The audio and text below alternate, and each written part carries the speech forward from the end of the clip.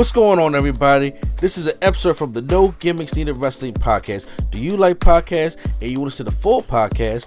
Make sure you check out the No Gimmicks Needed Wrestling podcast on all your podcast platforms, such as Apple Podcasts, Google Podcasts, Stitcher, Spotify, iHeartRadio, among many others. But you're listening to the episode right here on YouTube, so make sure you hit that like button and below, and make sure you hit the subscribe button to NC Studios and NC Level Up for all your gaming needs. This is the Nerd Coalition. Enjoy the show. Tony Khan, y'all know Tony Khan. Announcement every week. You know, it's being Mark who pissed off Prime Time when he came out with when Samoa Joe came back to Ring of Honor. Wait, I did what? Remember you saw a picture of Tony Khan coming out with Samoa Joe at the Ring of Honor show or whatever? Oh, he was like, "Look, yeah." He's a Mark. Oh, Prime was pissed about it. Well, y'all gonna be even more surprised because on Dynamite, they had the debut of Satnam Singh, who was the first Indian-born man to be drafted into the NBA. Now, didn't play, but drafted to the NBA. And apparently, there's a documentary on him on Netflix, I think. Mm-hmm. So, but so another Indian guy that got a movie out there. Okay. Isn't that something? But according to a lot of fans, did not know how to respond to that ending of Dynamite, and it kind of just overshadowed what I thought was a decent match between Minoru Suzuki and Samoa Joe. And Tony Khan come out there and just do his shit, and he never came out, but the lights go out and they come back and then this man is there. So fans didn't like it too much. So Tony Khan comes up on Busted Open Radio. But first of all, you gotta talk about that. Well, I don't mind a debut of somebody that we don't know, but don't do it like that. You don't cut off the lights because when you cut off the lights, you're supposed to know who it is. If you're going to use the cut off the light gimmick, when the lights come back on, it has to be somebody that is well known so the fans can react to it. Like if that was Bray Wyatt, I get it, but it wasn't. That's just not embarrassing. Like I feel bad for him because like lights come back on, and everybody just like silent. They're like, who this motherfucker? Yeah. So if he just would have came out, I think he would have had a better time out the gate than just that. Because that's what everybody knows. Like that's his starting thing, so everybody's gonna think of that when they first see him now. We'll see. We'll see what happens. Yeah, and he's a legit 7'3" guy. Like it's very hard to find like legit 7 foot tall and over people. Well, in wrestling it's hard, but anywhere else it's easy. In wrestling's hard because I think it's him and Omos are like a legit 7'3". Yes, because they were not in like they not the build height. Exactly. Yeah, no, that's just done. Because first of all, they both used to go play basketball. So basketball, you can find a 7'3" guy over there. Mm-hmm. So. Yeah, but he is huge. Well, like I said, Tony Khan goes on Busted Open Radio, and he was like, I could have done it better. Like he openly admits that he could have done it better, and I respect him for coming out and admit when he was wrong. That's part one, because we know that there are some people in charge that will not admit when they're wrong. However, shade the next. Okay. However, Tony Khan did some passive aggressiveness to the point where it's like, yeah, I could have done wrong, but it wasn't really my fault. And I'm like, see, and that's where he lost me. So I'm gonna just read the transcripts real quick, which is coming from Wrestling Inc. He said, I could have done it better. He said, it's like, it's one of those things I wish I had done a little differently because the fans are always going to be right. So if the fans don't like something, sometimes there's some things about it that where you're trying to get heat, which is trying to get heat a situation. People aren't always going to love it, but there were things about it that I probably should have done differently. Now I see in hindsight. But then he goes on to say this. He's like, and to be honest, it wasn't my idea to turn the lights out. But I am the ultimate filter.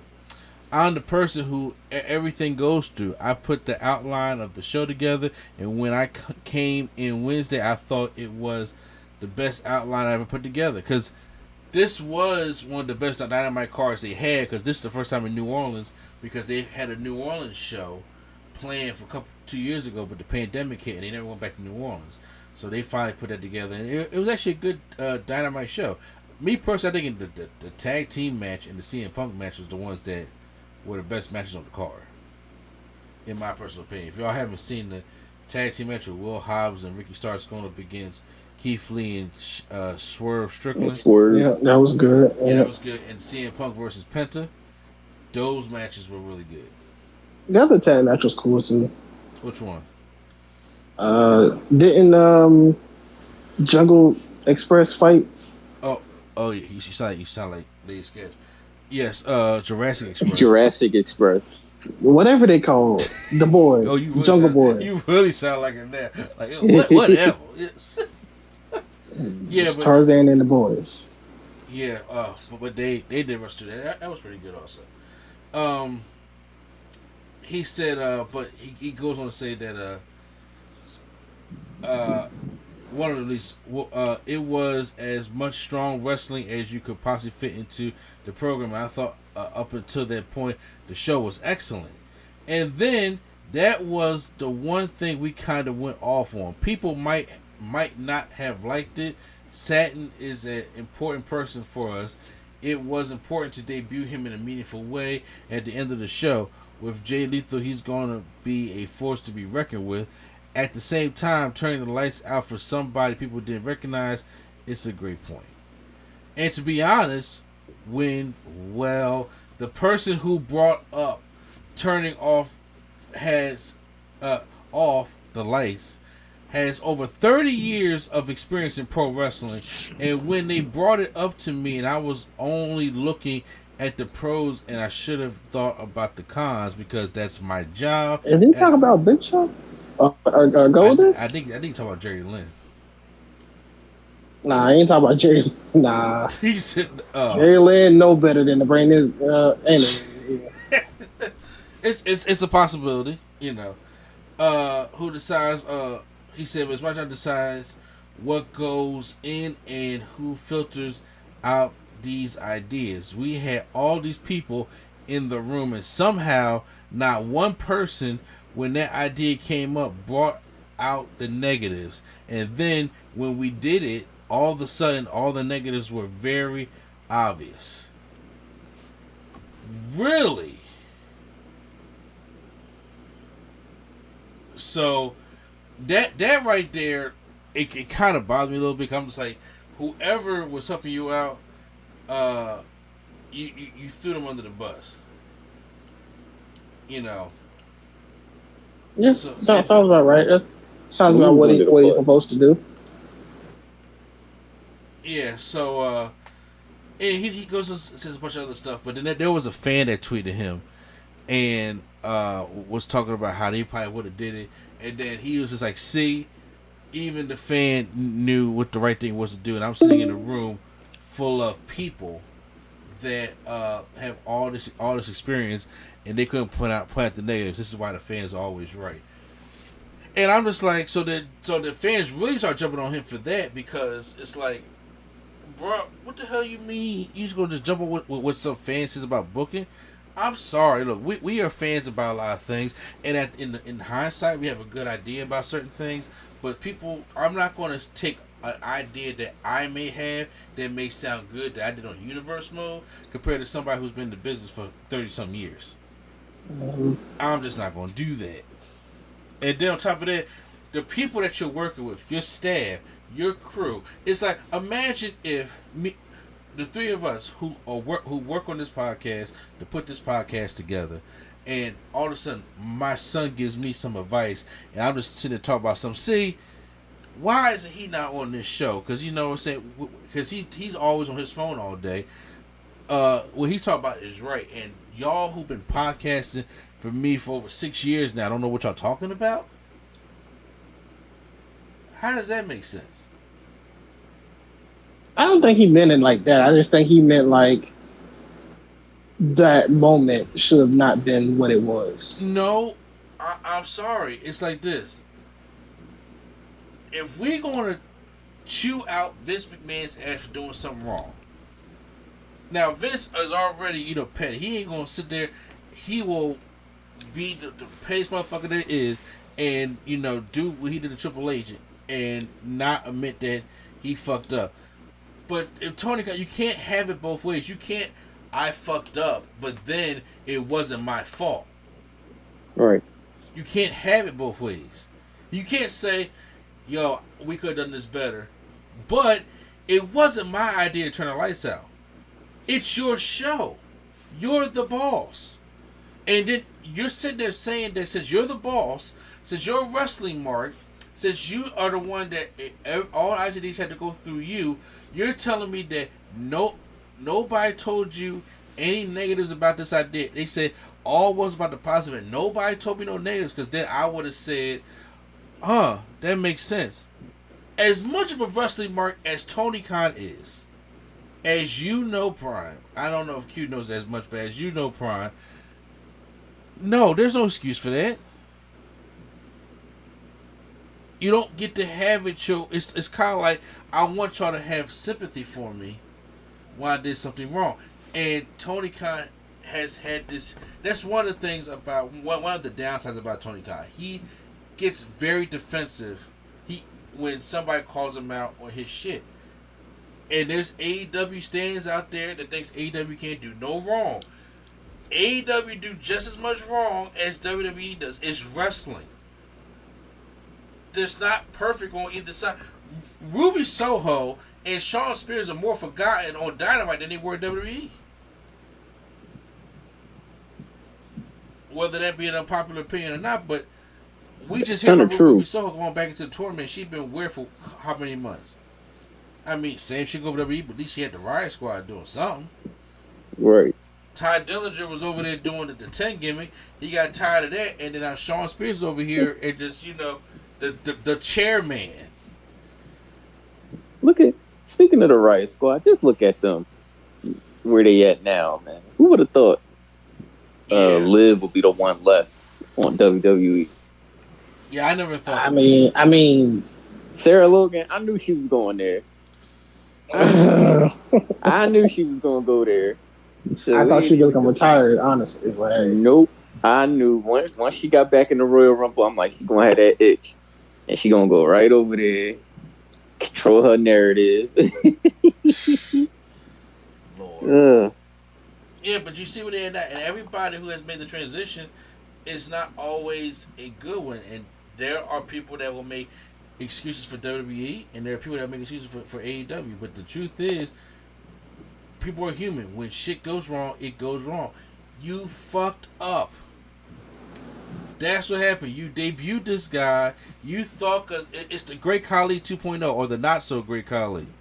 You debuted him, and you always like, oh snap, who's this big man being Samoa Joe? And it's like there was no fucking reaction. And he probably got in his feelings. It's the same thing with the Big Swole thing.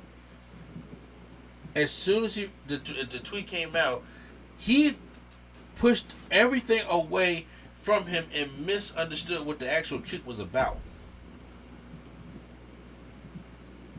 And I'm like, bruh, you have to just relax. If somebody's calling you out, because he don't like to be called out for nothing. Huh? I said, no, he don't. No, he feels as though like, oh, if I'm doing something wrong, I'm a Vince McMahon. Bruh, that's not how it... I understand how toxic the rest of the community is, but that ain't how it is. It's you just sometimes AEW, one thing AEW does not, they don't have a chance to let nothing breathe. How many times a week does it must have been, how many weeks in a row has Tony Khan had a big announcement?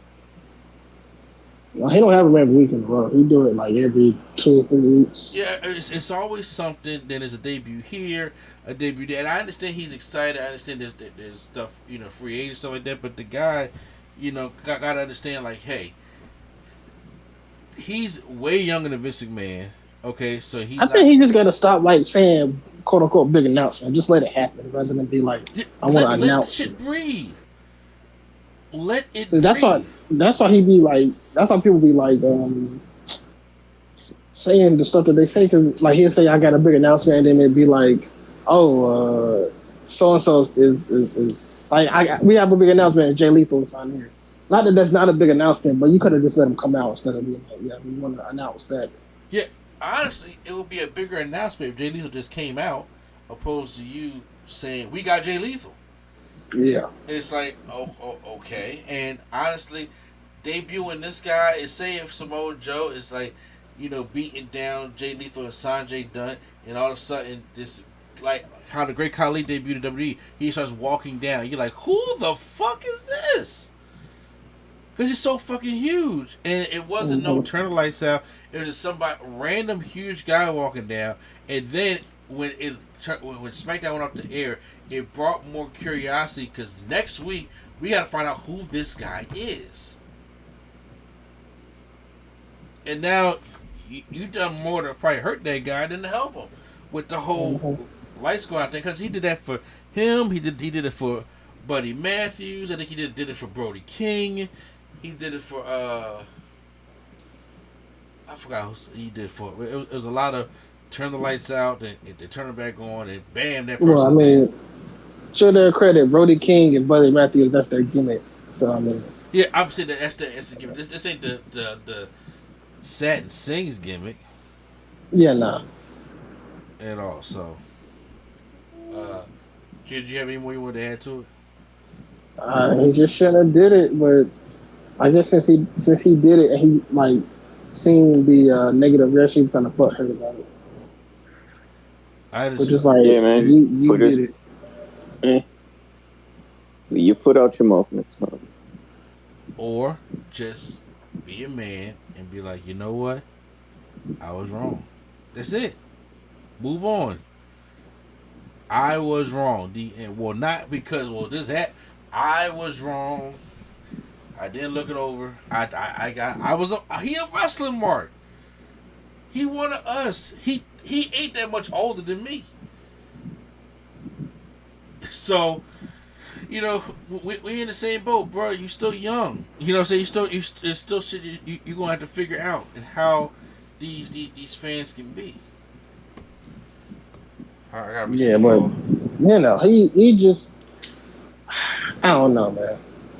I think he's such a deep rooted wrestling fan where he thinks every single thing is cool, and it's like not every single thing is cool for everybody. Oh, I remember fans like dudes when they thought everything somebody did was cool. I was like, this ain't that good, bro. But okay.